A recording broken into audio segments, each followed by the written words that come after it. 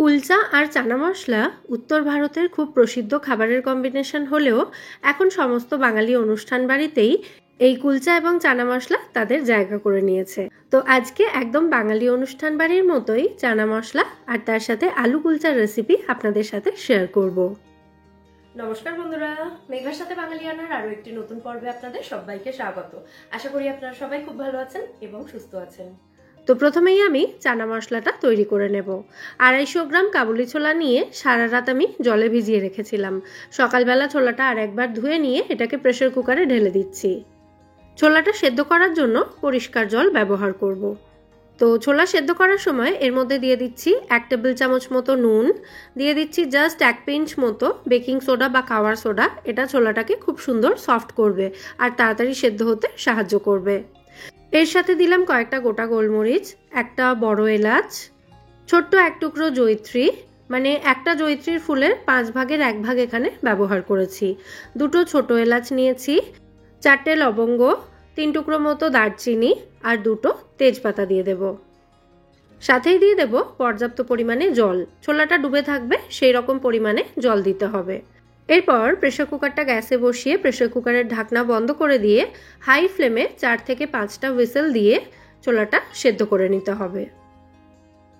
কাবুলি ছোলা সেদ্ধ হতে একটু সময় লাগে, তবে হাই ফ্লেমে 4 থেকে 5টা হুইসেল দিলেই কিন্তু ছোলাটা ভালো মতো সেদ্ধ হয়ে যায়। তো এটা 5 নম্বর হুইসেল চলে এসেছে।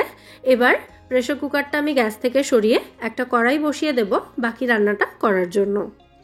আর প্রেসার কুকারটাকে আপনা আপনি ঠান্ডা হতে দেব, মানে প্রেসার কুকারের ভেতর থেকে প্রেসারটা আপনা আপনি বেরিয়ে যেতে দেব। এদিকে গ্যাসে কড়াই বসিয়ে কড়াই ভালো মতো গরম করে নিয়ে এর মধ্যে 3 থেকে 4 টেবিল চামচ মতো সর্ষের তেল দিয়ে দিতে হবে। তেলের পরিমাণটা আমি একটু কমই রাখলাম, তবে আপনারা চাইলে আর একটু বাড়িয়েও রাখতে পারেন। যে পরিমাণ ছোলা আমি বানাচ্ছি তাতে মোটামুটি 5 জনকে ছোলাটা সার্ভ করা যাবে, সেই জন্যই বললাম কম পরিমাণেই তেল নিয়েছি। তো ওদিকে তেলটা যতক্ষণে গরম হচ্ছে ততক্ষণে এদিকে আমি ম্যানুয়াল চপারে 2টো বড় সাইজের পেঁয়াজ দিয়ে পেঁয়াজগুলোকে একদম মিহি করে কুচিয়ে নিয়েছি। এদিকে তেলটা গরম হয়ে যাওয়ার পর এর মধ্যে একটা শুকনো লঙ্কা আর 1 চা চামচ মতো গোটা জিরে দিয়েছি ফোড়নের জন্য। জিরের কালারটা ব্রাউন হওয়া পর্যন্ত ফোড়নটাকে ভালো করে ভেজে নিয়ে তারপর এর মধ্যে মিহি করে কুচোনো পেঁয়াজটা দিয়ে দিচ্ছি। আপনারা চাইলে পেঁয়াজটা কিন্তু বেটেও ব্যবহার করতে পারেন। তো পেঁয়াজের কালারটা গোল্ডেন ব্রাউন হওয়া পর্যন্ত পেঁয়াজটাকে কিন্তু ভালো করে ভেজে নিতে হবে। পেঁয়াজটা ভাজতে একটু সময় লাগবে, তো এই সময়ে আমি এই রান্নার জন্য একটা মশলার পেস্ট রেডি করে নিচ্ছি। এখানে আমি নিয়েছি 1.5 ইঞ্চ মতো আদাটা ছোট টুকরো করে নিয়েছি, 20টা মতো ছোট কোয়া রসুন নিয়েছি আর স্বাদ অনুযায়ী কাঁচা লঙ্কা নিয়েছি। আর এই রান্নায় আমি টোটাল 3টে মাঝারি সাইজের টমেটো ব্যবহার করব। সেখান থেকে অর্ধেকটা টমেটো এখানে এই মশলাগুলো বাটার সময় দিয়ে দিলাম, মানে আদা রসুন কাঁচা লঙ্কার সাথেও কিছুটা টমেটো বেটে নেব আর কিছুটা টমেটো শুধু বেটেও ব্যবহার করব। এদিকে পেঁয়াজটা ভালো করে ভেজে নেওয়ার পর এই আদা রসুন কাঁচা লঙ্কা এবং টমেটো বাটাটা এর মধ্যে দিয়ে দিলাম। দিয়ে আদা রসুনের কাঁচা গন্ধ চলে যাওয়া পর্যন্ত মশলাটাকে পেঁয়াজের সাথে মিশিয়ে ভালো করে ভেজে নেব। আর এখনো পর্যন্ত গ্যাসের ফ্লেমটা কিন্তু আমি একদম হাইতেই রেখেছি। আদা রসুনের কাঁচা গন্ধ চলে যাওয়া পর্যন্ত সমস্ত উপকরণ ভালো করে ভেজে নিয়ে এরপর এর মধ্যে দিয়ে দিলাম বাকি যে টমেটোটা ছিল সেই টমেটো বাটাটা, মানে বাকি আরও যে 1.5 খানা টমেটো ছিল সেই টমেটোগুলোকেও আমি মিক্সিতে পেস্ট করে এখানে দিয়ে দিয়েছি। এবার আরও কিছুক্ষণ সমস্ত উপকরণ একসাথে মিশিয়ে ভেজে নেব। মশলাটা কষানোর সময়ই এর মধ্যে বেশ কিছু গুঁড়ো মশলা দিয়ে দেব। প্রথমেই দিয়ে দিলাম এখানে 1 চা চামচ পরিমাণে নুন, 1/2 চা চামচের একটু বেশি দিলাম হলুদ গুঁড়ো, কাশ্মীরি লঙ্কা গুঁড়ো দিয়ে দেব এখানে 1 টেবিল চামচ মতো। এটা কালারের জন্য ব্যবহার করলাম। আর ছোলা সেদ্ধ করার সময় যেহেতু নুন দেওয়া ছিল তাই এই সময় নুনটা একটু বুঝে দিতে হবে। 1/2 চামচ মতো ধনে গুঁড়ো দিয়েছি এখানে, আর তার সাথে দিয়ে দিচ্ছি 1/2 চামচ মতো আমচুর পাউডার, 1 টেবিল চামচ মতো দিচ্ছি কসুরি মেথি। কসুরি মেথিটাকে হাত দিয়ে এভাবে ভেঙে গুঁড়ো করে এর মধ্যে দিলাম। এরপর দিয়ে দিচ্ছি 2 চামচ পরিমাণে চানা মশলা বা ছোলা মশলা। এটা আপনারা যে কোনো কোম্পানির চানা মশলা বা ছোলা মশলা ব্যবহার করতে পারেন। আর সবশেষে দিয়ে দেব 1 টিস্পুন মতো চিনি আর 1/2 টিস্পুন মতো গরম মশলা গুঁড়ো। ব্যাস, মশলাপাতি যা ছিল দেওয়ার সমস্ত কিছু একসাথে দিয়ে দিয়েছি। এবার এই সমস্ত উপকরণ একসাথে মিশিয়ে খুব ভালো করে কষিয়ে নেব 4 থেকে 5 মিনিট সময় নিয়ে। মশলাটা দেখুন কষাতে কষাতে একটু শুকিয়েও এসেছে, তাই এর মধ্যে মশলার জারটা ধুয়ে সামান্য একটু জল দেব। আর জলটা এখানে ছোলা সেদ্ধ করার যে জলটা ছিল সেই জলটাই ব্যবহার করেছি। এবার মশলাটা থেকে তেল ছেড়ে আসা পর্যন্ত মশলাটাকে ভালো করে কষিয়ে নিচ্ছি। মোটামুটি 4-5 মিনিট কষানোর পর মশলা থেকে তেল ছেড়ে গেলে তারপর এর মধ্যে দিয়ে দিলাম সেদ্ধ করে রাখা ছোলাটা। আর ছোলাটা দেওয়ার আগেই ছোলা থেকে সমস্ত গোটা গরম মশলা যা ছিল সবটাই বের করে নিয়েছি, মানে যতটা চোখের সামনে পেয়েছি আর কি সেই সমস্তটাই বের করে নিয়েছি। দেখুন 2-1টা লবঙ্গ এখনও ছিল, তো সেগুলো আস্তে আস্তে বের করে দেব। আর ছোলাটা দেওয়ার সাথে সাথেই এর মধ্যে বেশ খানিকটা এমনি জলও দিয়েছি গ্রেভির জন্য। এবার সমস্ত উপকরণ একসাথে খুব ভালো করে নাড়াচাড়া করে মিশিয়ে দিচ্ছি। আর এই সময় কিছু ছোলা একটু খুন্তি বা হাতা দিয়ে চেপে গলিয়ে দিতে হবে, যাতে সেগুলো গ্রেভির মধ্যে মিশে গিয়ে গ্রেভির টেস্টটাও বাড়াবে এবং গ্রেভিটা একটু থিকও হবে। দেখুন ছোলাগুলো কি সুন্দর সফট হয়েছে, আর ছোলাগুলো কিন্তু সেদ্ধ করার সময় ঘেটেও যায়নি, মানে খুব সুন্দর সেদ্ধও হয়েছে অথচ ছোলাগুলো গোটা গোটাও রয়েছে। ঠিক এরকমভাবেই ছোলা সেদ্ধ করতে হবে, তাহলে এই যে চানা মশলা আমরা বানাচ্ছি সেটার টেস্ট এবং টেক্সচার দুটোই ভালো হবে। তো সমস্ত উপকরণ ভালো করে মিশিয়ে দিয়ে কড়াইটাকে ঢাকা দিয়ে এটাকে মিনিট 5 রান্না হতে দেব। আর এই সময় আমি কুলচার জন্য আটাটা মেখে নেব। আমি এখানে কুলচাগুলো আটা দিয়ে তৈরি করব, তবে আপনারা ময়দা দিয়েও তৈরি করতে পারেন। তো এখানে 2 কাপ পরিমাণে আটা নিয়েছি, এর মধ্যে স্বাদ অনুযায়ী নুন দিয়েছি, 1/2 টিস্পুন মতো বেকিং সোডা দিয়েছি আর 1 টিস্পুন মতো বেকিং পাউডার দিয়ে দিলাম। সমস্ত শুকনো উপকরণ ভালো করে মিশিয়ে নিয়ে এরপর এর মধ্যে দইয়ের জল দিয়ে দিলাম 1/2 কাপ মতো, মানে টক দই কেটে নেওয়ার পর যে জলটা বেরোয় সেই জলটাই এখানে ব্যবহার করেছি। এর পরিবর্তে আপনারা 1/2 টিস্পুন মতো ভিনিগার অ্যাড করতে পারেন। আর আটাটা মাখার জন্য মেনলি আমি লিকুইড হিসাবে ব্যবহার করছি এখানে লিকুইড দুধ। আর দুধটা ফুটিয়ে নিয়ে এখানে কিন্তু গরম অবস্থাতেই এটা ব্যবহার করছি আটাটা মাখার জন্য। দুধটা অল্প অল্প করে অ্যাড করছি, যতটা লাগবে সেই পরিমাণে দিয়ে দেব। মোটামুটি আমি এখানে ডাবু হাতা নিয়েছি, সেই হাতার 2 হাতা মতো দুধ এখানে প্রয়োজন হয়েছে আটাটা মাখার জন্য।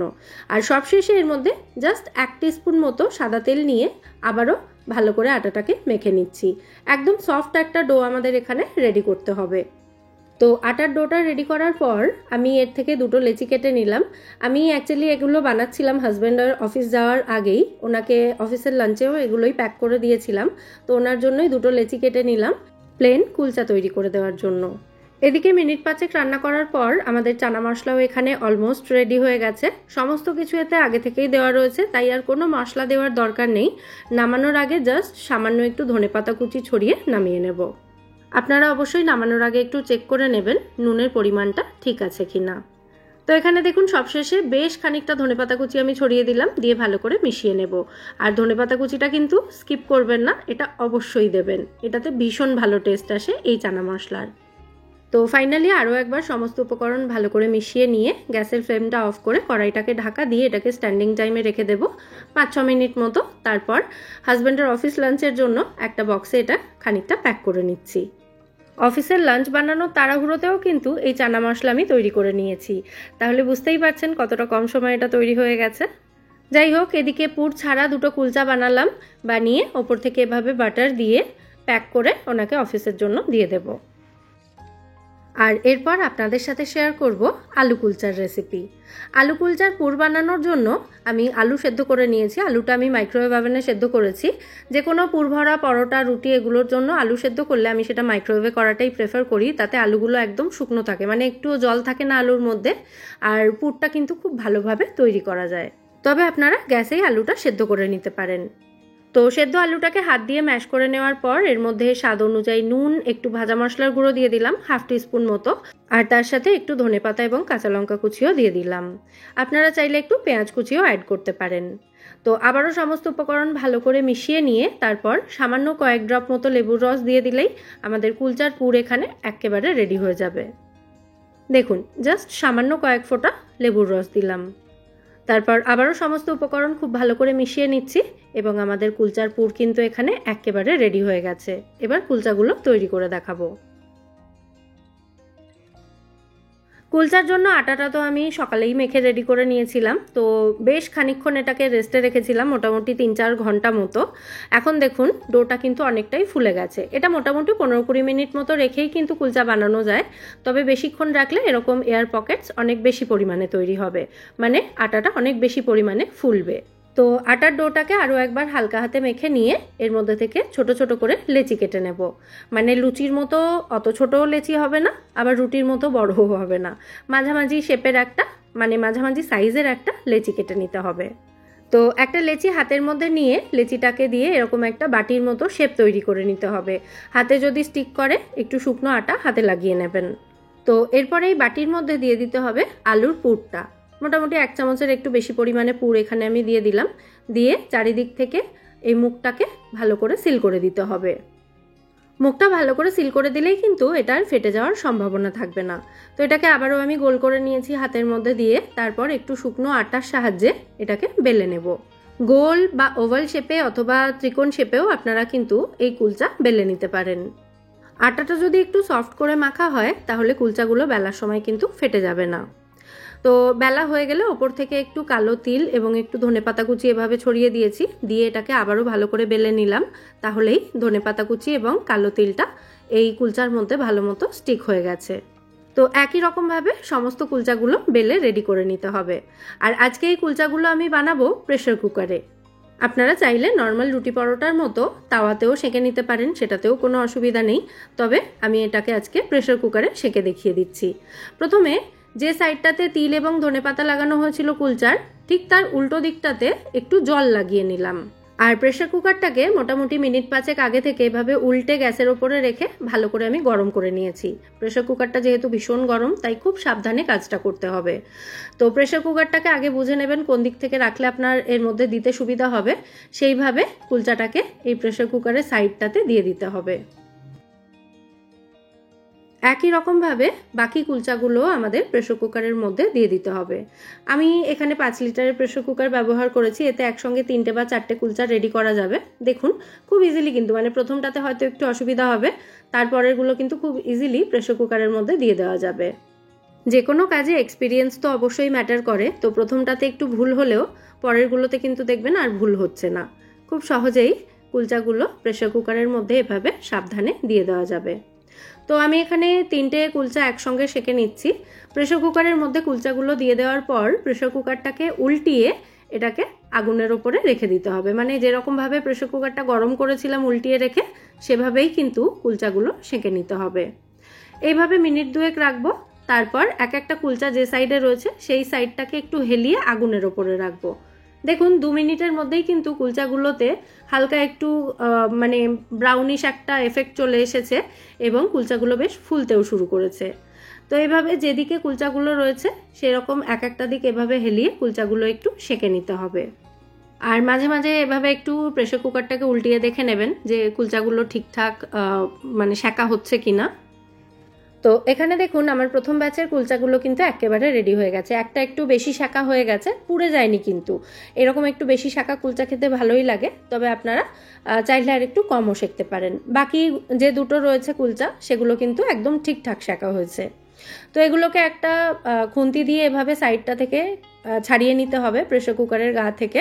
আর কুলচাগুলো যদি ঠিকঠাক সেঁকা হয় তাহলে দেখবেন খুব সহজেই কিন্তু কুলচাগুলো প্রেশার কুকারটা থেকে ছেড়ে আসছে। মানে খুব বেশি টানাটানি করার দরকার হবে না, কাঁচা থাকলেই কিন্তু একটু টানতে হবে, তখন কুলচাগুলো ছিঁড়েও যেতে পারে। আর ঠিকঠাক যদি সেঁকা হয়ে যায় তাহলে দেখবেন খুব সহজেই এভাবে একটু টান দিলেই কিন্তু প্রেশার কুকার থেকে কুলচাগুলো ছেড়ে আসবে। আর যদি কোনো কারণে মনে হয় কুলচাগুলো আরেকটু সেঁকা হলে ভালো হতো, তাহলে চাইলে ডিরেক্ট ফ্লেমের ওপরে রেখে এরপর একটু সেঁকেও নিতে পারেন। তো আমার প্রথম ব্যাচের 3টে কুলচাই একেবারে রেডি হয়ে গেছে। এগুলোকে আমি প্রেশার কুকার থেকে বের করে নিয়েছি। একটা মনে হচ্ছিল একটু কম সেঁকা রয়েছে, সেটাকে প্রেশার কুকারের মধ্যেই রেখে একটু সেঁকে নিয়ে তারপর এভাবে একটু ফ্লেমের ওপরে দিয়েও সেঁকে নিয়েছি। তো গরম থাকা অবস্থাতেই এই আলু কুলচাগুলোর ওপর থেকে একটু বাটার ব্রাশ করে নিতে হবে। আমি 1 টুকরো বাটার নিয়ে বাটারটাকে এভাবে একটু পুরো কুলচার ওপরে স্প্রেড করে দিচ্ছি। আর এরপর এদিকে সেকেন্ড ব্যাচে আরও 2টো কুলচা একই রকমভাবে আমি প্রেশার কুকারের মধ্যে তৈরি করার জন্য দিয়ে দিচ্ছি। দেখুন খুব সহজেই কিন্তু প্রেশার কুকারের মধ্যে কুলচাটা আমি দিয়ে দিয়েছি। এখন কিন্তু আর অসুবিধা হবে না। প্রথমটাতেই হয়তো একটু অসুবিধা হয়, তারপর থেকে ইউজড হয়ে যাবে। তো একই রকমভাবে বাকি 2টো কুলচাও আমি একেবারে রেডি করে নিয়েছি। এগুলোর ওপর থেকেও একটু বাটার ব্রাশ করে দিচ্ছি এভাবে। তো ফাইনালি আমাদের চানা মশলা এবং আলু কুলচা এবার সার্ভ করার পালা। আমি কাঁসার থালাবাটিতেই এটা সার্ভ করছি যাতে একটা রয়্যাল লুক আসে, তবে আপনারা নিজেদের মতো করে সার্ভ করতেই পারেন। আর কুলচাগুলো সার্ভ করার আগে এভাবে একটু দুমড়ে মুচড়ে দিয়ে সার্ভ করবেন, তাতে এটা দেখতেও ভালো লাগবে এবং এটা সফটও থাকবে আর খেতেও ভালো লাগবে। সাথে একটু পেঁয়াজের সালাডও রেখেছি, যার মধ্যে সামান্য একটু নুন এবং লঙ্কার গুঁড়ো ছড়িয়ে দিয়েছি। আর আমার বাড়িতে তৈরি করা একটু রসুনের আচারও রয়েছে। রসুনের আচারের রেসিপি তো কিছুদিন আগেই আপনাদের সঙ্গে আমি শেয়ার করেছি, খেতে দুর্দান্ত হয়, অবশ্যই রেসিপিটা ট্রাই করে দেখতে পারেন। আর ওপর থেকে আরও একটু ধনেপাতা কুচি ছড়িয়ে দিচ্ছি সাজানোর জন্য। ট্রাস্ট মি, এরকম খাবারের কম্বিনেশন পেলে আমি হয়তো ভেজিটেরিয়ান হয়ে যাওয়াটাই প্রেফার করব। আপনাদের কেমন লাগলো আজকের এই দারুণ সুস্বাদু আলু কুলচা আর চানা মশলার রেসিপি, সেটা কিন্তু অবশ্যই আমায় কমেন্ট বক্সে জানাবেন। রেসিপিটা ভালো লেগে থাকলে ভিডিওটাকে বরাবরের মতো একটা লাইক এবং শেয়ার করে দেওয়ারও অনুরোধ রইল।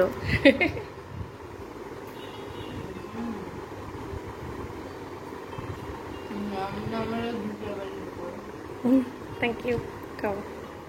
আপনাদের প্রত্যেকটা লাইক কমেন্ট কিন্তু আমায় নতুন নতুন ভিডিও তৈরি করার উৎসাহ দান করে। তাই প্লিজ এখনো পর্যন্ত যদি ভিডিওটা কন্টিনিউ দেখছেন তাহলে অবশ্যই ভিডিওটাকে একটা লাইক করে যাবেন যাওয়ার আগে। তাহলে আজকের মতো এখানেই বিদায় নিচ্ছি, আবার দেখা হবে পরের পর্বে নতুন কোনো রেসিপির সাথে। সবাই সুস্থ থাকবেন, ভালো থাকবেন এবং সবাইকে খুব ভালো রাখবেন। নমস্কার।